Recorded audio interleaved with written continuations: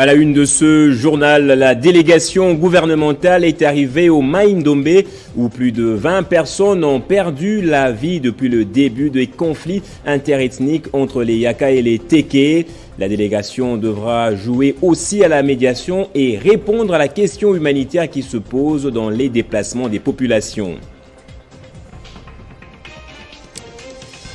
Et la publication des résultats de l'examen d'État se poursuit. Une partie de Kinshasa connaît déjà ses résultats. Il s'agit de la Tchangou.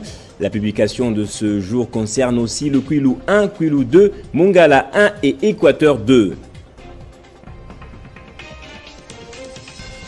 Dans l'actualité à l'international, Emmanuel Macron est arrivé pour la deuxième fois en Algérie pour tenter de normaliser les relations entre les deux pays. La France, en perte de vitesse dans le contexte du conflit russo-ukrainien, ne veut pas perdre de potentiels partenaires.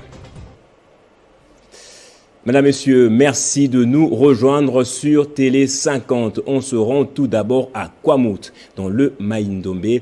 La délégation gouvernementale est enfin arrivée en province pour tenter de réconcilier les ethnies en conflit, en l'occurrence les Yaka et les Teke. Le gouvernement devrait aussi avoir dans sa gypsière la réponse humanitaire posée par les déplacements des populations. Jean-David Kilolo pour le commentaire.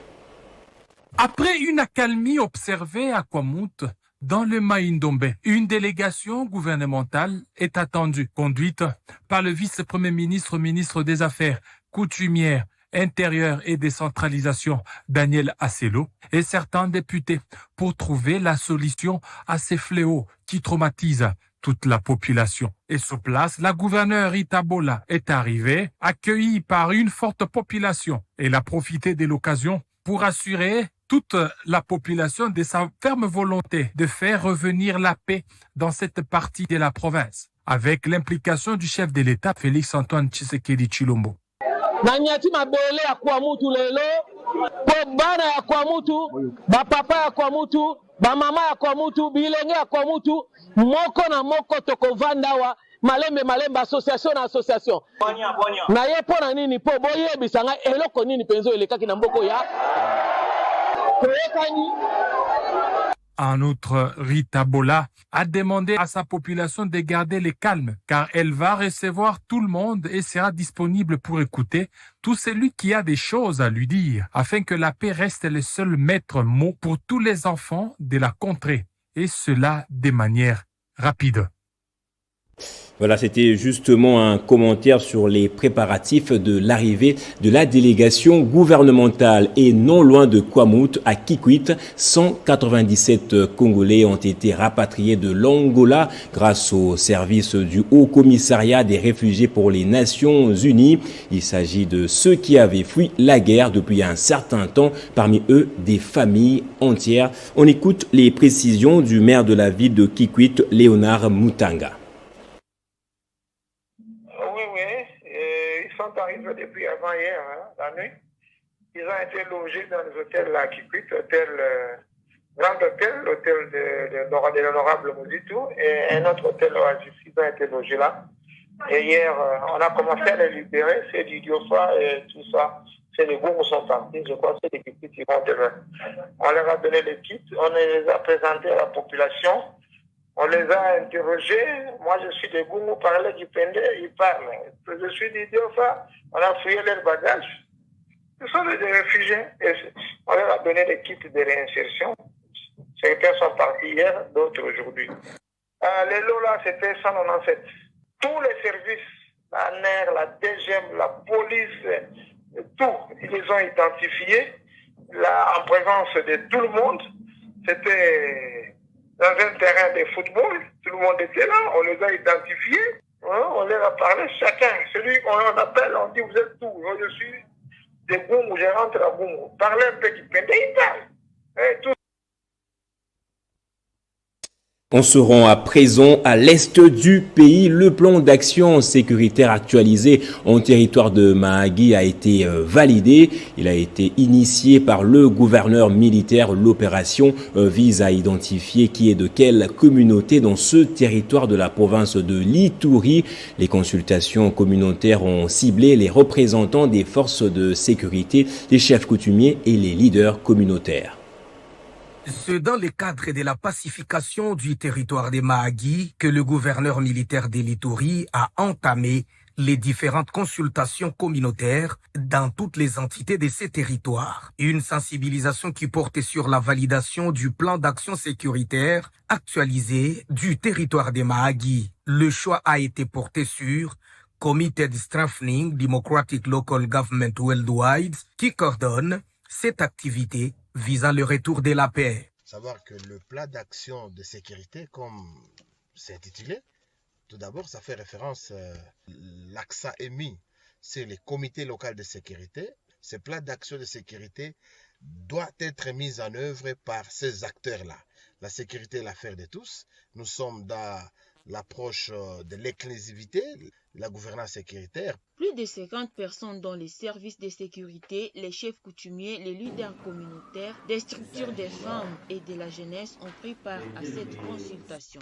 Plus de 50 personnes, dont les représentants des forces de sécurité, les chefs coutumiers, les leaders communautaires et les groupes des jeunes, font les groupes cibles. Et dans l'actualité également, c'était au sommaire à l'enseignement primaire, secondaire et technique. Les résultats de l'examen d'État pour la ville de Kinshasa sont déjà disponibles. Relégués souvent en dernier plan, les finalistes du district de la Tchangou sont les premiers à connaître les résultats. Pour les 3 districts et 4 autres provinces restantes, les résultats interviendront incessamment. Le ministre de l'Agriculture a procédé au lancement officiel de la campagne de production intensive à travers l'ensemble du pays de la farine du manioc panifiable. L'événement a eu lieu le mercredi en présence du conseiller spécial du chef de l'État et coordonnateur de la CAPUIDC et du gouverneur du Congo central. C'est l'un des projets, parmi tant d'autres, du programme d'urgence intégré du développement communautaire PUIDC, initié par le chef de l'État, Félix Tshisekedi, qui entend assurer la promotion du bien-être et de la sécurité alimentaire de la population congolaise. Lancée par le ministre de l'Agriculture, la campagne de production intensive de la farine de manioc panifiable concerne donc l'ensemble du pays. Mais c'est la vision du président de la République, son Excellence Félix-Antoine Tshisekedi Tshilombo. Dans son sens, en tant que visionnaire, il avait pensé à ces projets depuis 2020. Ce n'est pas aujourd'hui qu'il nous a instruit de pouvoir réaliser la substitution de la farine panifiable du manioc, c'est-à-dire le remplacer de plus en plus au blé pour essayer d'injecter des devises dans l'économie nationale, mais également assurer la sécurité alimentaire. L'événement a eu lieu en présence du conseiller spécial du chef de l'État, coordonnateur de la CAPUIDC, Philippe Ngwala Malimba, du gouverneur du Congo central, Guy Bandou, et des partenaires de diverses catégories qui interviendront à différents niveaux dans la matérialisation de ce projet. Financé par la BAD à hauteur de 52 millions de dollars américains, selon le coordonnateur, la CAPUIDC sera exécutée en phase pilote sur 10 000 hectares, compris dans 3 bassins de production de manioc sélectionnés, dont celui du Congo central qui a disponibilisé 4 000 hectares. Le ministre du Numérique, Ebrand Cachemire Kolongele, séjourne à Bulungu, dans la province du Kwilu, où il sensibilise la population sur le bien fondé du projet de développement des 145 territoires. Son séjour détaillé dans ce reportage de Benjamin Moudiata et Jean-Marie Kazambou. Sa visite vers le sien à Bulungu, dans les Kwilu, s'inscrit dans les cadres de la vulgarisation du projet de gouvernement basé sur les 145 territoires.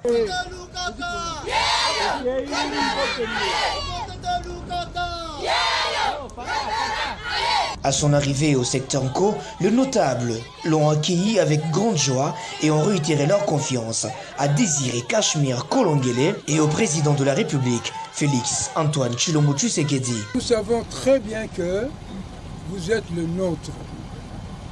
C'est ainsi que vous voyez que toute la population de Sectenco est derrière vous. Le ministre Cachemire a reçu l'air doléance au nom du chef de l'État et de son parti UDPS. Son entrée haute en couleur à Boulungu a été saluée par les enfants.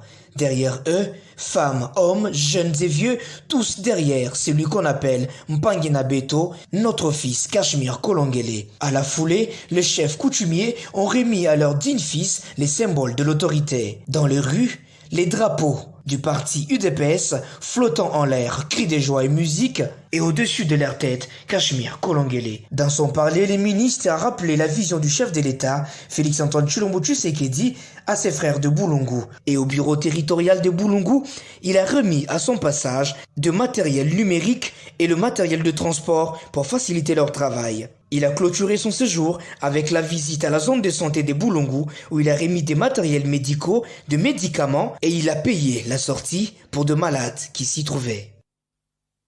Parlons de la mise en place depuis 2017, justement, le pacte projet d'appui à la consolidation du tissu économique s'est achevé avec satisfaction du bailleur des fonds et des bénéficiaires. Le gouvernement de la RDC a, à travers le ministère du Plan, remercié les membres du comité de ce programme. Bédrine Kenge. Au cours de cette réunion avec le comité de pilotage du projet d'appui à la consolidation du tissu économique, le vice-ministre du Plan, Crispin Badou, qui a présidé la rencontre au nom du ministre du Plan, Christian Mwando Simbaka Boulo, a salué la franche collaboration entre le gouvernement de la République et la BAD, partenaire qui a financé ce projet. Le projet consistait à apporter un appui à l'Office congolais de contrôle en l'équipant en laboratoire et aussi la faculté des sciences de l'Université de Kinshasa en l'équipant aussi en laboratoire scientifique pour des recherches. Et aussi appuyer le ministère de l'Industrie dans l'élaboration de normes et de leur vulgarisation. Le coordonnateur du projet Pacte, Dieudonné Boinga, a quant à lui présenté aux membres du comité de pilotage le rapport d'achèvement de ce projet qui connaît un taux d'exécution de 85%. Les équipements de laboratoire que nous avons eus, et ça a eu vraiment un impact positif à notre niveau. Pour le moment, nous pensons que nous sommes en train de répondre aux besoins de la population à ce qui concerne notre laboratoire qui est installé à Kasumbalesa et au niveau de Kolwezi, précisément à Fongourmi. Le projet d'appui à la consolidation des tissus économiques, Pacte en sigle, a été réalisé sous l'égide du ministère du Plan. Et le territoire de Lomela, dans la province du Sankuru, a bénéficié d'un pont de 90 mètres de portée, fruit du programme sino-congolais. La mise en œuvre de ce projet a été accompagnée de 2 ouvrages à caractère social, à savoir une école technique et un hôpital. L'ensemble de cet investissement a été réceptionné de manière définitive le week-end dernier par le gouvernement de la République. Les 2 rives de la rivière Lomela sont franchissables désormais grâce à un pont de 90 mètres de portée jeté sur cette rivière du territoire le Lomela dans la province du Sankuru. Ce pont, qui connecte les quartiers Kalunga et Lopongo, vient d'être réceptionné définitivement et versé au patrimoine des infrastructures routières de la République. Financé par le programme sino-congolais, la construction de ce pont qui a démarré en 2018 a été exécutée par la firme Crexit sous le contrôle et la surveillance de l'Agence congolaise de grands travaux. Lors de l'échange avec l'administrateur du territoire dans son cabinet de travail, le chef de la délégation Marco Twakamba a expliqué à l'AT le vœu de la délégation de voir participer à cette réception de 3 ouvrages du projet, à savoir le pont, l'école technique et l'hôpital, une participation pour plus d'appropriation. La délégation s'est alors rendue au pont de 90 mètres de portée, un pont de type Belay triple simple. Juste après, la mission a procédé aux essais de chargement du pont au moyen d'un camion de 7 tonnes chargé de 300 sacs de ciment. Par la suite, la mission s'est intéressée aux éléments sociaux d'accompagnement du projet. L'école technique des 6 classes avec des sanitaires pour élèves séparés de ceux des enseignants. Le même exercice a été fait dans les bâtiments de l'hôpital, construits non loin des locaux de l'administration du territoire. Moderne, le bâtiment de l'hôpital subdivisé en 3 prévoit une immense salle d'hospitalisation de 22 lits, une partie administrative et de consultation, une morgue, des sanitaires et quelques autres services utiles. Et plusieurs jeunes ont adhéré au parti politique Leadership et Gouvernance pour le développement dans le seul but de répondre aux enjeux électoraux de 2023 et promettent par ailleurs de mouiller le maillot pour obtenir la majorité au Parlement. Jean-David Kilolo. Les jours se suivent mais ne se ressemblent pas au parti politique Leadership et Bonne Gouvernance pour le développement. Plusieurs jeunes ont répondu positivement à la vision de la bonne gouvernance prônée par Matata Pogno. Parce que nous sommes des sociodémocrates.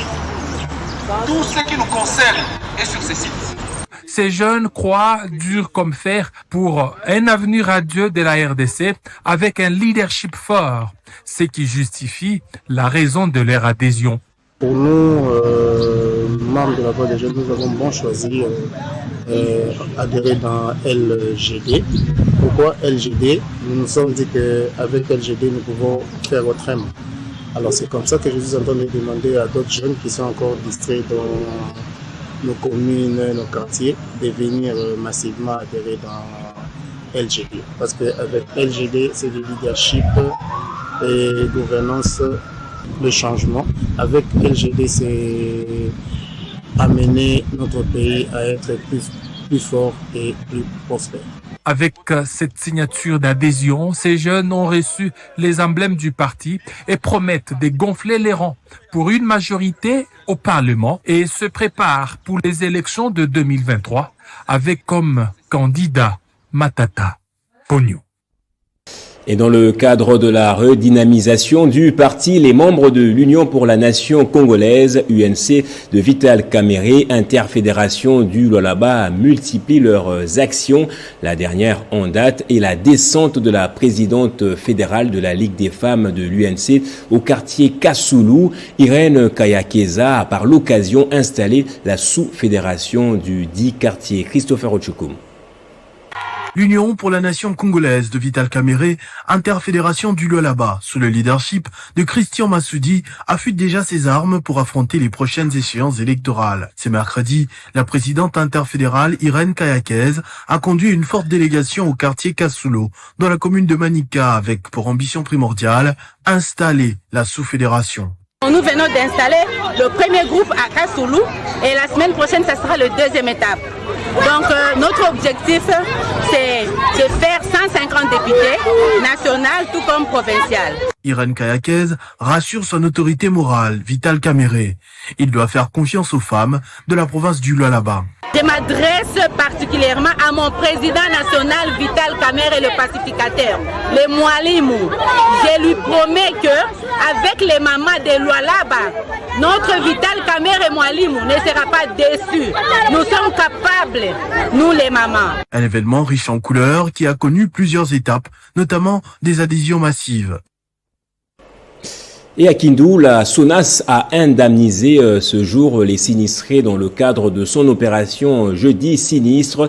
La cérémonie a eu lieu en présence du gouverneur de province qui s'est réjoui de la célérité avec laquelle ce service de l'État a traité les dossiers les plus récents. Amina Bayombo. Jeudi Sinistre. Cette opération de la SONAS, qui vise à indemniser les victimes, est intervenue dans la ville de Kindu ce 25 août. 14 cas, dont 12 en automobile, un en assurance vie et un autre en incendie, ont été indemnisés. Pour Viviane Bendera, chef d'agence de Kindu, la cérémonie de ce jour, étant publique, s'inscrit dans le cadre du sérieux de cet établissement public à dissiper tout malentendu visant à discréditer la SONAS. Aujourd'hui, après le contrôle des documents d'assurance, il a fallu à ce que toute la population, en commençant par les autorités, puisse savoir que l'assurance c'est une sûreté, c'est une protection. Et que les primes qu'on encaisse, les gros, c'est pour assister ceux-là qui sont en règle avec les assurances. Vous voyez le pragmatisme de la SONAS, manière. Donc, moins d'août d'accident, moins d'août d'indemnisation. Elle se félicite en outre de la rapidité dans le traitement du dossier, dont le plus récent s'est produit à Kindu en août courant. Le véhicule IMA avait tamponné mes clients au niveau de 39 km.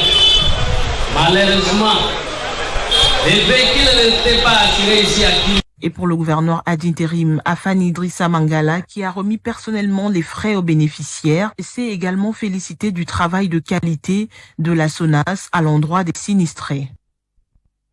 Et au Nord Kivu, le comité sportif du Daring Club Virunga, une équipe de football de la 2e division de la Ligue nationale de football, a été présenté officiellement ce jeudi. Un comité dirigé par le député national Patrick Mouniomo. C'était à l'occasion du lancement des entraînements de vert et blanc au stade de l'unité de Goma. Pacho Kavunama. Élu le 26 juillet 2022, c'est finalement ce 25 août 2022 que le comité sportif de Daring Club Virunga a été présenté au public. C'est le président sportif de cette équipe, Patrick Mouniomo, qui est venu personnellement prendre part à cette cérémonie, accompagné également de tous les membres de ce comité au stade de l'unité de Goma, en présence de plusieurs fanatiques et sympathisants des Verts et Blancs de Goma. Ces derniers disent saluer la venue du comité Patrick Mouniomo à la tête de Virunga pour redorer l'image de cette équipe de football qui a fait la fierté du Nord Kivu dans l'ancien temps. Pour Patrick Mouniomo, député national et président de Daring Club Virunga, qui s'est adressé aux fans, l'heure n'est pas aux grands discours, mais aux grandes actions. Vous devez savoir que le nouveau comité aujourd'hui a eu la bénédiction de tous les anciens. Le papa Bwanandeke, le président Moussanganya, le président Vani Bishweka, le papa Moulomba. Mais l'objectif pour les DC Virunga de cette année, nous devons se retrouver dans la Ligue 1. Notons que la section basketball du Daring Club Virunga a été présentée également à ce nouveau comité avec le récent trophée gagné. Cette présentation du comité sportif de Daring Club Virunga a également coïncidé avec le lancement des entraînements de cette équipe de football de Goma, entraînement lancé par son président sportif. Et dans le reste du monde, pour terminer, Emmanuel Macron est depuis cet après-midi en Algérie sur invitation de son homologue Abdelmadjid Tebboune. 3 jours de visite du président français pour normaliser les relations avec Alger. La visite a aussi une dimension économique importante, notamment la question du gaz. Euphrasie Mbiakayembe. C'est à 15h30 local que le chef de l'État français à la tête d'une forte délégation est arrivé en Alger. Emmanuel Macron a été accueilli à sa descente d'avion par son homologue Abdelmadjid Tebboune avec les honneurs militaires. Après des accolades, les deux hommes se sont rendus sous un chapiteau pour écouter les hymnes nationaux joués par une fanfare militaire. Les deux dirigeants iront ensuite au monument de martyrs, au lieu de la mémoire algérienne de la guerre d'indépendance de 1954 à 1962 face à la France. Suivront ensuite un tête-à-tête à la présidence, une déclaration aux médias, puis un dîner au Palais du Peuple. Notons que cette visite coïncide avec le 60e anniversaire de la fin de la guerre et la proclamation de l'indépendance de l'Algérie en 1962. Mais le président français s'est dit avant tout déterminé à l'orienter vers la jeunesse et l'avenir. Du côté de l'Algérie, la venue de Emmanuel Macron a été saluée comme marquant la volonté d'impulser une vision nouvelle basée sur un traitement d'égal à égal et l'équilibre des intérêts. Par ailleurs, certaines sources indiquent que le choix d'Emmanuel Macron d'effectuer ses voyages au début de son deuxième quinquennat correspond, selon l'Alger, à une reconnaissance du rôle axial de l'Algérie dans la région et à un retour en force de la diplomatie algérienne sur la scène internationale. Ici de rappeler que, depuis le début de la guerre en Ukraine, l'Algérie, premier producteur de gaz en Afrique, l'un des 10 premiers pays au monde, est très sollicité par des Européens pressés de réduire leur dépendance à l'égard du gaz russe. Allez, c'est le rappel des titres à présent. La délégation gouvernementale est arrivée au Maïndombe où plus de 20 personnes ont perdu la vie depuis le début des conflits interethniques entre les Yaka et les Téké. La délégation devra jouer à la médiation et répondre à la question humanitaire qui se pose dans les déplacements des populations. Et la publication des résultats de l'examen d'État se poursuit. Une partie de Kinshasa connaît déjà ses résultats. Il s'agit de la Tchangou. La publication de ce jour concerne également le Kwilu 1, Kwilu 2, Mongala 1 et Équateur 2. Et dans l'actualité à l'international, Emmanuel Macron est arrivé pour la deuxième fois en Algérie pour tenter de normaliser les relations entre les deux pays. La France, en perte de vitesse dans le contexte du conflit russo-ukrainien, ne veut pas perdre de potentiels partenaires. Et c'est par ici que prend fin ce journal. Merci à vous tous de l'avoir suivi. Très bonne suite de programme et soyez toujours heureux, madame, monsieur.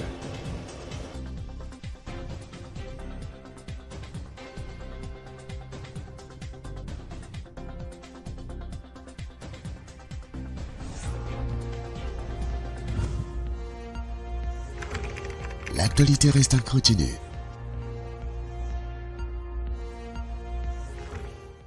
Mouvement politique de défense de l'écologie, des droits de l'homme, de la culture, des arts, du social de la population et de la conquête du pouvoir, conformément à la loi numéro 4/002 du 15 mars 2004 portant organisation et fonctionnement de partis politiques. La RDC, notre pays, regorge à lui seul 60% de la forêt africaine. À ce titre, la RDC contribue efficacement à l'équilibre mondial de l'atmosphère. MDEC Le Vert s'engage à promouvoir l'idéologie de la protection de l'environnement, la culture et art africaine, les sociales et l'éducation de la population, la formation professionnelle de base et métiers de la jeunesse et du genre femmes et hommes. MDEC Le Vert s'engage également à promouvoir à la conservation de la faune et flore sur toute l'étendue de la République démocratique du Congo. La lutte pour la paix a toujours été au cœur de l'agenda de Vert. Les causes des conflits changent, les impacts du changement climatique. Travailleront à créer des stratégies économiques socialement responsables en utilisant les impôts et les finances publiques pour maximiser les incitations à une répartition équitable de la richesse et les éco-impôts pour fournir des incitations pour éviter les gaspillages et la pollution.